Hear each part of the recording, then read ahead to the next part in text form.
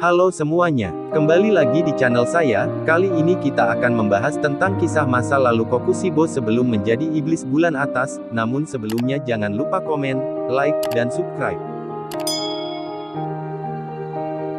Dari semua iblis bulan atas, yang paling menarik perhatian tentunya si Upper Moon satu, yaitu Kokushibo. Sosok yang dikenal dengan teknik pernapasan bulannya ini merupakan bawahan terkuat Kibutsuji Muzan. Namun di balik kekuatannya tersebut, ternyata dia memiliki masa lalu yang cukup menyentuh saat masih menjadi seorang manusia.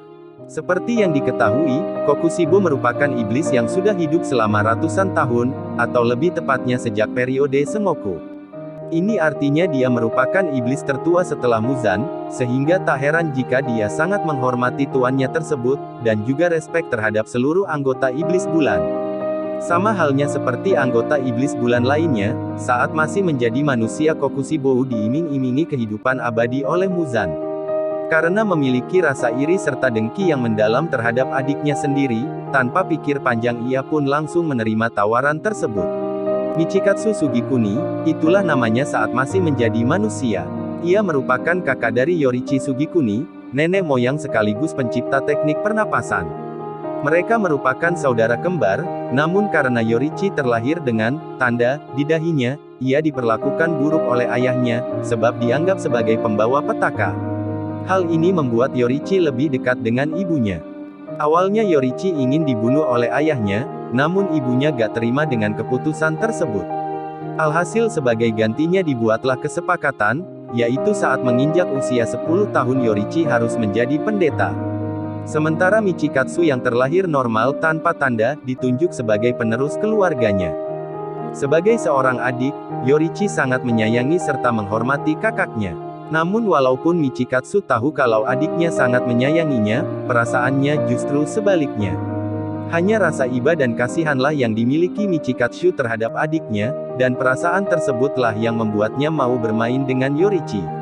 Tanda yang dianggap buruk tersebut, nyatanya malah memberikan Yorichi bakat yang gak dimiliki oleh Michikatsu. Suatu hari, dalam duel pedang melawan anak buah ayah mereka, Yorichi mampu mengalahkannya 4 kali berturut-turut. Hal ini membuat Michikatsu heran, karena ia yang sudah berlatih sejak lama saja belum pernah mengalahkannya sekalipun. Kejadian tersebut terdengar sampai ke telinga ayah mereka, dan membuat posisi mereka hampir tertukar. Namun pada suatu malam, tepat saat ibu mereka meninggal, Yorichi menghampiri Michikatsu dan mengatakan bahwa ia akan pergi ke kuil malam itu juga. Dengan senyumannya tulus, ia membalut seruling yang dibuatkan oleh sang kakak, lalu kemudian berpamitan sambil berlutut.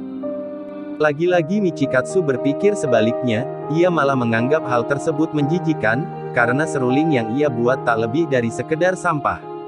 Nah, disinilah rasa kebencian Michikatsu mulai memuncak, tepatnya saat ia mengetahui kebenaran tentang sang adik, yang tak hanya diberkahi keterampilan tapi juga kejeniusan. Mulai saat itu setiap harinya Michikatsu dipenuhi dengan rasa dendam, iri, benci, hingga berharap adiknya mati. Keinginannya sempat terwujud, karena selama 10 tahun lamanya ia sama sekali gak mendengar kabar mengenai Yoirichi.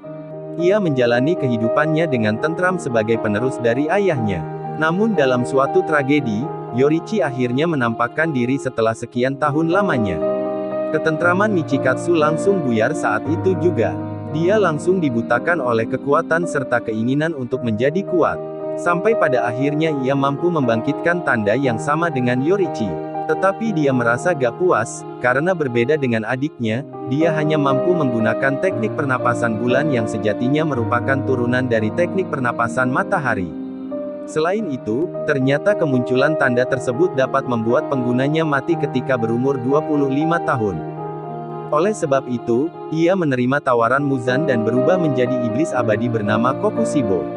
Setelah menjadi iblis, semua ingatan mengenai kehidupan sebelumnya hilang termasuk tentang keluarganya serta anak istrinya. Tapi anehnya hanya Yorichi saja yang gak pernah menghilang dari ingatan Kokushibo.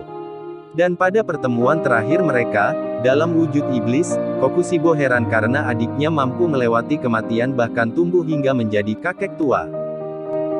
Tanpa segan ia pun berhasil membunuh Yorichi yang kekuatannya makin melemah karena faktor usia. Singkat cerita, Hal tersebut membuatnya sedikit menyesal.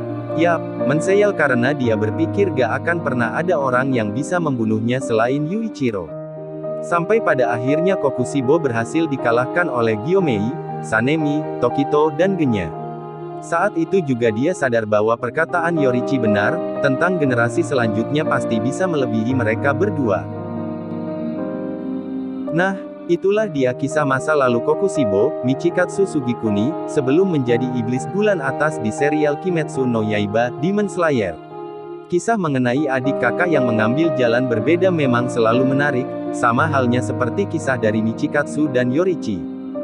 Sampai jumpa lagi di pembahasan berikutnya hanya di channel Rupa-Rupa. Jangan lupa ya, like dan subscribe.